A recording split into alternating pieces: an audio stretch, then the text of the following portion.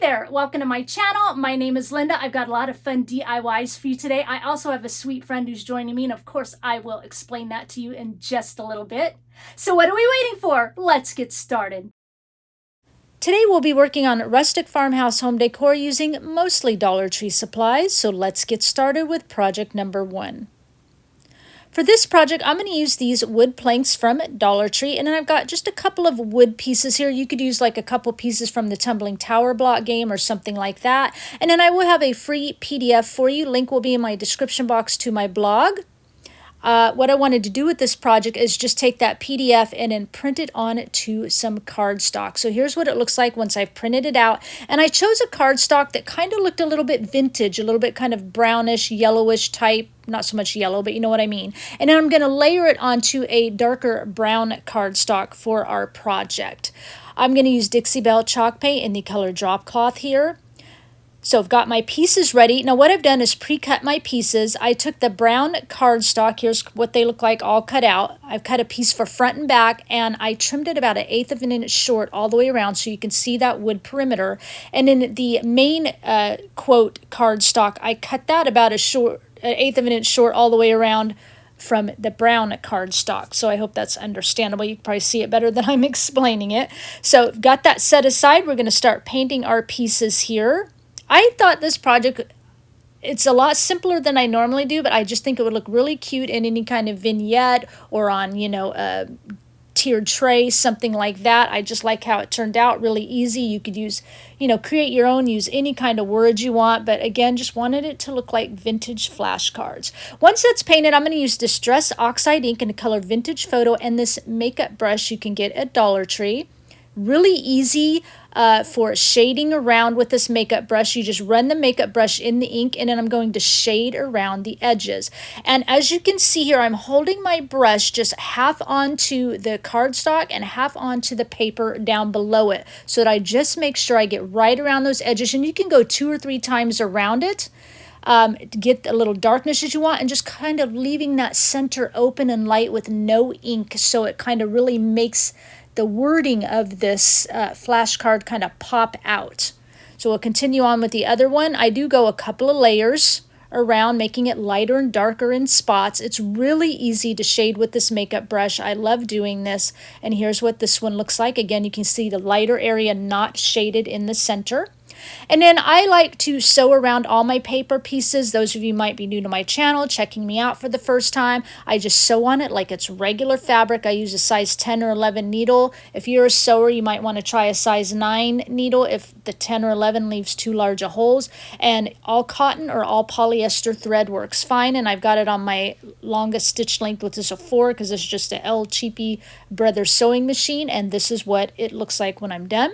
If you're not a sewer and you want to add a little texture to your project, I like to take the open end of my scissor blades and I just scrape along the edges. It allows that inner core of that cardstock to kind of shine through. You can see what it looks like with and without the sewing and the distressing, so whatever you like best.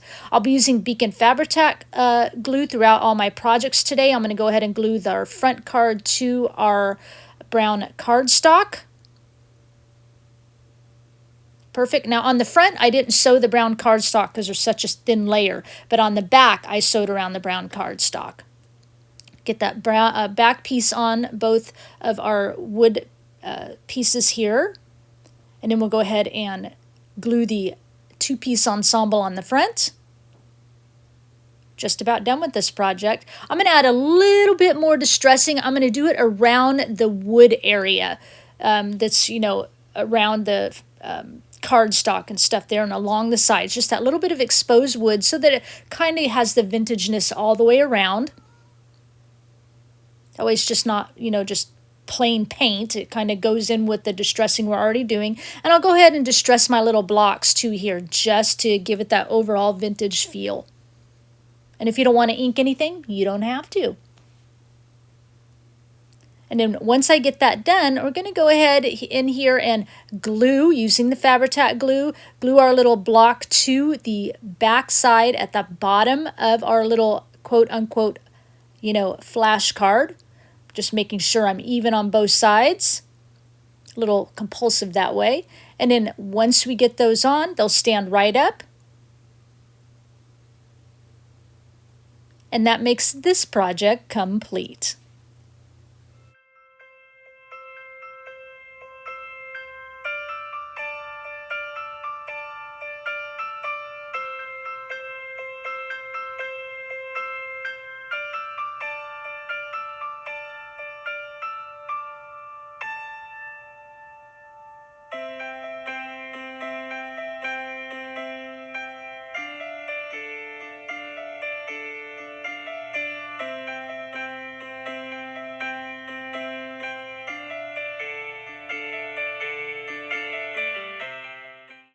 In today's video, I'm so excited to be collaborating with Jen, who has MotherThyme on YouTube. I absolutely love her country rustic style of crafting. I love her DIYs, and I love to watch. She has shows you how to decorate your home videos, like different rooms in her house to help you kind of create your own beautiful home decor.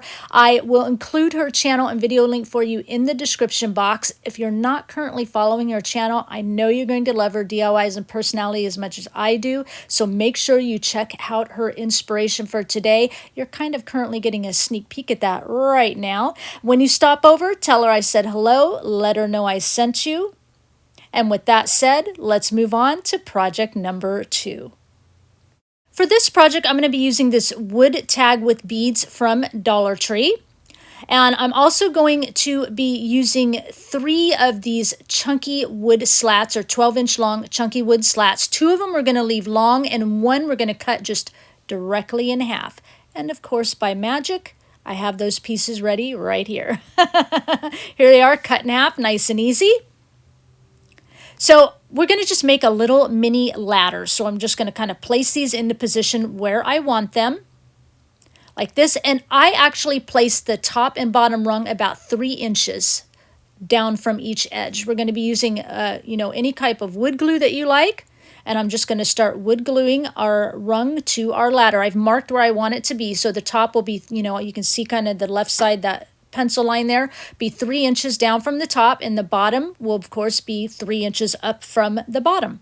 But you can place however you want. If you want them up a little more, whatever, your design style, of course. But that was just easier for me. And then I'm going to go ahead and clamp these nice and tight for about half an hour before we continue on to work with our ladder, of course. I always like to clamp it. That's going to help that wood glue really work. Going to be using our Dixie Belle chalk paint drop cloth again. Now I'm just going to take these beads off of that tag. We will use them again. But I'm going to change. I'm not going to use that twine that the beads are currently on. And we're just going to go ahead and start painting around our tag, front and back, sides, whatever. I also have a little wood heart you can see to the right here. This came from, Dollar Tree's package of wood hearts that came out at Valentine's. Paint that, and I'm going to go ahead, of course, and paint our ladder. And then off camera, once everything's dry, I will go ahead and use my electric sander and just distress it. I'm only doing 1 coat, so it's easier for distressing. Here it is all distressed out. Tag, heart, and ladder, of course. Perfect. And I've already cut some paper for the heart. Again, I cut it a little bit short all the way around, so you see that little wood perimeter. And here I am for the tag. I just trace it, of course, taking it to my paper cutter, and then I cut it about 1/8 of an inch, sometimes 1/4 of an inch short all the way around. So this is how I do it. And that's what it looks like when I'm done. I'll cut a piece of paper for front and back. Now I'm going to use some fabric here. Now this is a homespun fabric, which means the design is on the front and the back, and I've cut it 9 inches wide and about 22 inches long, okay? And what I'm going to do is kind of fold it over once, and then I'm going to fold it over again on all 4 edges, and I'm going to pin it because I'm going to take it to the sewing machine. All right, and if you didn't want to do this or mess with any fabric, you could buy, like a plain towel at Dollar Tree, and you could just use that, would work. Now, if you're not a sewer and you're a gluer, just, glue it, fold it over once, and then glue it and fold it over again. If you only want to fold it over once, go ahead. But if you want to kind of really hide that raw edge seam, fold it over twice. Now, Dollar Tree does have this kind of fabric, and it's not homespun. You can see how it's white on one side and then darker on the other. That's just a regular fabric. So that's the difference between homespun or not. But it's a nice striped fabric, and it's plenty big enough for this project if that's, what's available, or you can find that and use that. So really whatever you want to use. Okay, so here I am just going around and sewing all my folded over seams down. Just kind of fast forward a little bit for you. You don't need to see the whole thing, right? That's kind of boring. But I like to show you I did it for some reason. Finishing up on the side. I just thought this would be a quick, easy way. You know, Walmart has those plain towels you can use as well. Those, I don't remember what they're called all of a sudden. You all know. Anyway, this is what it looks like sewn all the way around. And then I'm going to go ahead and come in here with my pieces of paper, just like we did in the first project, and go ahead and sew around them as well, just to bring in that, you know, sewing feature on there. Gives it just a little bit of a nice, subtle country look to me. Again, if you're not a sewer or you don't like that, don't do it. Do whatever style you love. And then I'm going to come again in with the open end of my scissor blade, scraping along the edges on all 4 pieces here. So my couple pieces of paper to cover front and back of my tag, and then my one little paper for my front of my heart. This again I think is a super easy project, but I think it's cute in the end. Now I'm going to use this pom-pom trim from Hobby Lobby. It's ivory color. It's normally $3.99. I just wait for it to go half off. So it's like $1.50. You get 3 yards.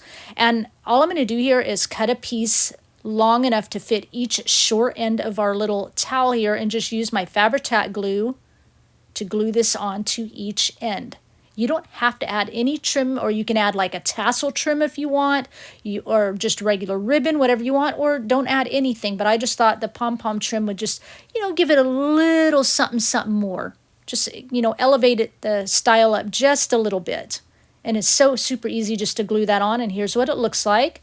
Look how it just kind of, you know, gave our towel a little something more. Again, here's another free printable for you. I'll have a PDF and a PNG in case you want to clean out the background insides of your letters and cut it out on a heat transfer vinyl and iron it on. I'm going to just print it onto my piece of muslin fabric here. So I've got a piece of just plain copy paper here, this 3M multi-purpose adhesive. I've not tried any other adhesive, just a multi-purpose. Spray my paper, and then I like to fold my fabric in half and lay it at the top of my paper and just smooth it down all the way onto the paper. And if you have any type of excess sticky paper hanging off, like here, cut it off. You don't want that hitting the rollers on your printer and gumming it up. And then, of course, cut off any excess fabric. And then once you've got it all nice and ready to go ahead and put it into your printer. Mine is fabric side down because that's how my printer grabs it. And then it'll just grab it, pull it through, and print right onto the fabric. It doesn't bunch up the fabric, wrinkle it, or anything like that. And you can see how nicely and bold it's printing on that fabric. And then when I pull it off here, see that how the right side, my thumb's sticking, and the left side, my thumb does not stick to that fabric. There's no adhesive whatsoever onto the back of that fabric. So this process works really well for me. Now what I'm doing is just kind of folding in my fabric to see how big I want it. If you're a gluer, you know, whatever size you want to use it to, of course, cut it down and then go ahead and glue that on to your towel. I'm just going to kind of put it on one half of the towel, of course, the part that's going to hang over the front of our ladder, right? And right now I'm just kind of folding my fabric here to make a nice crease to cut off to the size I want. And I think I cut it to about 5 inches tall, 6 inches tall. No, sorry, take that back. I cut it to about 5 inches wide and about 7 or 8 inches tall. Right, once I got it to the height I want, I'm just going to pull on the threads on the fabric here just to kind of distress it a little bit. Add that little bit of, you know, fabric pieces to kind of hang off the edge. And then I'm going to go ahead and take mine to the sewing machine and sew it on. And I sew around it twice. I do like a double lined perimeter around it. Again, if you're a gluer, at this point, you would just glue your quote on. Okay? I just kind of like the look of like a double border around it. Just gives it a little something more. I'll show you what that looks like here in just a moment. Here's what it looks like, a little double layer. You can see our distressed edges of the fabric where we pulled on the threads. Okay, so that's done. We're going to set it aside. I'm going to take my Crop-It out here and punch a hole in both of my paper tags here and get that glued on to the front and back. I just like my back finished off, so that's, you know, you don't have to. You could just leave your back just painted and add, you know, paper to the front if you want. And then I'm going to go ahead and glue my paper onto my heart, and then go ahead and glue my heart down in the center of the tag. And then I'm going to use this crochet string instead of that twine. Remember earlier I said I was going to change that twine out because I thought it matched better with the colors of, you know, the fabric I'm using. And I'm just going to rethread those beads nice and easy. I thought about adding more beads, but I decided to just go with what came with the tag. Of course, then I'll thread that right back through the tag, and I'm going to try to kind of put my knot so it's down and over the center of that opening so you don't really see it from the front, if you know what I'm saying here. Cut off the excess, and then I'm going to bring the remaining top of that macrame cord around the top of that left side of the ladder, figure out how big I need my little loop to be, and tie it into a knot. Just like that, nice and easy. And then I'll go ahead and place our little towel over the rungs and place our tag on the left side of that ladder, and that makes this project complete.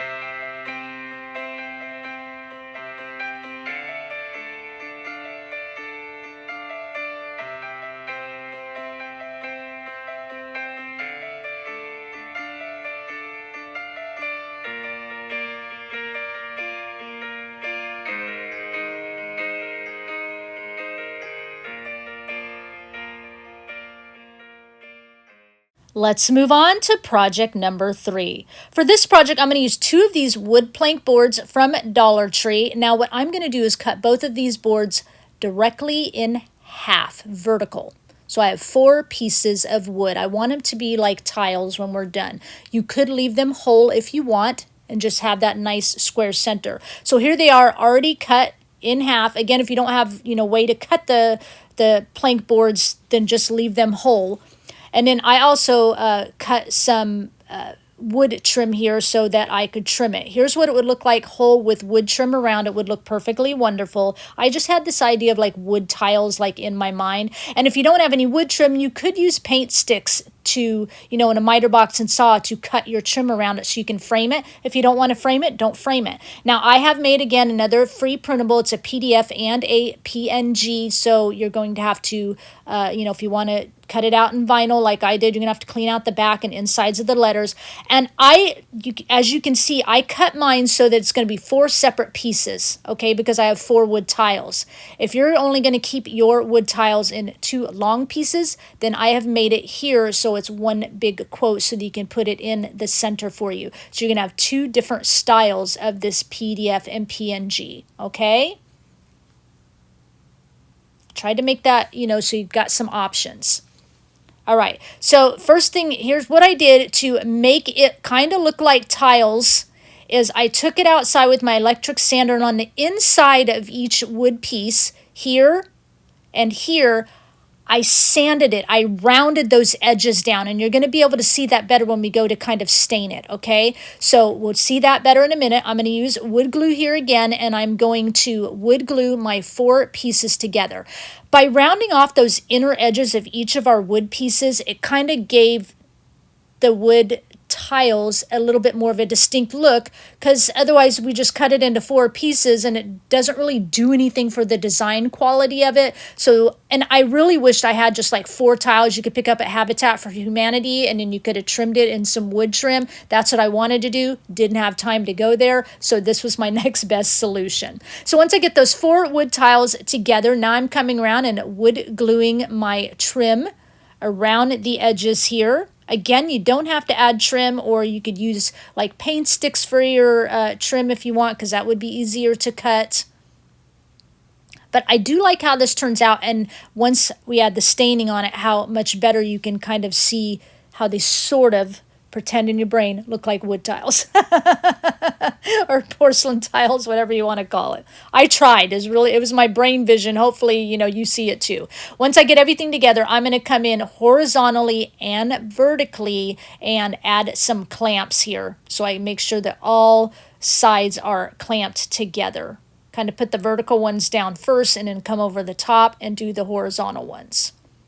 That way we've got it squished together on all sides. Okay? Now, once that's set up, here it is ready to go. I know you still can't see that sanded portion yet. On the bottom, I've just got 4 plain square wood blocks. I'm going to use these for feet. Okay? You can pick whatever you want. I looked at some other cute little designs and I just decided, you know what, I'm just going to use square wood blocks. I'm going to go ahead and wood glue these on, but you could use some really cute, designer pieces if you want. Any other shapes. Now for my stain, I'm going to use this Waverly Antique Wax mixed with water. All right, and here are my vinyl pieces that I cut out separately in quotes, and I decided I'm going to use this blessed word. It came from this little DIY wood pack from, Thanksgiving or fall at Dollar Tree. So coming in here, I'll just show you painting the front. I do the back side as well. Okay, and then off camera, once it dries, I let it dry. I think I let it dry overnight. Didn't need to, but I just didn't get back to my project again till the next day. Probably half an hour would have been sufficient. I go ahead and sand it with my electric sander outside to stress it up a little bit. And when it comes back, you'll see that. And then you'll be able to see those curved edges. Here, look toward the center. See where it's kind of curved toward the center? That really gives it a distinction, I think, with the stain on it. You can really see it a lot better. Sanded front and back. And then I went ahead off camera and painted my word with just some white paint. I'm just going to distress it a little bit so it goes in with the distressed of the tray here as well. And now I'm going to go ahead and lay my vinyl pieces down onto my wood tiles. I'm laying them in kind of the lower right corner of each wood tile. Now, if you don't have a cutting machine and you're using the PDF version, you can certainly do just like we did in the first project. You can print it out onto some cardstock and then cut your cardstock to kind of fit your wood tile, okay? And then have a little bit of wood showing around the perimeter on each tile. If you didn't cut your 2 pieces of wood into 4 tiles and you left them into 2 pieces totally, then cut your cardstock to kind of fit the center of your 2 pieces of wood. Okay, is that understandable, I hope? I'm glad I printed this out in kind of white vinyl. I think it really shows up on that stained wood. Looks really nice. And then once I peel off the transfer tape, I've got my vinyl all set. I'm going to go ahead and use my Fabri-Tac glue and glue on my blessed word here right on the front of the tray. You could go with or without the word. I went back and forth, but in the end I kind of like it. And that makes this project complete. So I hope you like all the projects that I came up with today. Leave me a comment down below. I know it. I just can't change it. It's just tradition now. Let me know which project was your favorite. Please give this video a thumbs up. And if you walked in here for the first time, maybe you're coming over from Jenn's channel, welcome to my channel. If you're digging what you saw today, make sure before you click off, you hit that red subscribe button and notification bell so you don't miss out on another video from me. And also remember, I will have the link in my description box to Jenn's channel and video. Make sure you go check it out. Show her some love. Thank you again, Jenn, for collaborating with me. It's always a pleasure. Before I go, I'm going to leave you with one final thought. If you are in a current situation facing darkness, focus on Jesus and his great love. Jesus is King. His kingdom is here, living in you and ruling over all authorities. His name shall be called Prince of Peace, Everlasting Father, Emmanuel. Try and allow your heart to open up to his goodness, his faithfulness, his grace, and his mercy. His light can brighten whatever you may be facing. The reality of his love and power can squash whatever pit you may be lying in. He put you on this earth, in this moment and in this time. He has placed you where he needs you, so he will not leave you nor forsake you. You are of great importance to him. He needs you as you need him. Do not allow the enemy to quench your thirst for God's healing in your life. Don't allow the enemy to keep you down in your thoughts. Don't allow the enemy to bury you in the deep valley. Do not dwell in that dark place. Do not allow the shadow of death to keep you chained down. God has great plans for you. He will help you, heal you. He will allow His light to shine in you and fill your heart with hope. You must simply let go, trust, and believe that the one who loves you and lives in you will guard your heart and mind and fill you with the peace and victory that you need in your life. You must know that God can do anything in your life if you change your way of thinking and understand and grasp that He will help you and heal you as long as you believe without a doubt that He can do that for you. You must allow your mindset to make the decision to hope for the future that God can give you. I know without a doubt that He wants to help you, help your heart, your body, your mind, your whole life. So trust in that. I thank you for sharing your time with me, and I'll talk with you again soon. Bye.